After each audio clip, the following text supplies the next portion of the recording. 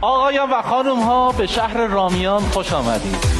رامیان یعنی شهر تیراندازان. رامیان که محل زندگی ترک‌های قزلباش هستش. قزلباش به معنی کلاه سرخ یا سر سرخ. لباس سرخ می‌پوشیدن. قدمت رامیان بیش از 2000 سال هست. ما درخت زربین هم داریم که زیستگاهش رامیانه. درخت توت اسطوره رامیانه. روستای پاقلعه یکی از روستاهای بسیار زیبای منطقه استان گلستان ما هست. تو را بهتر ز جانم دوست دارم، چو عشق جاودانم دوست دارم. الا ای میهنم ایران زیبا، تو را بیش از توانم دوست دارم.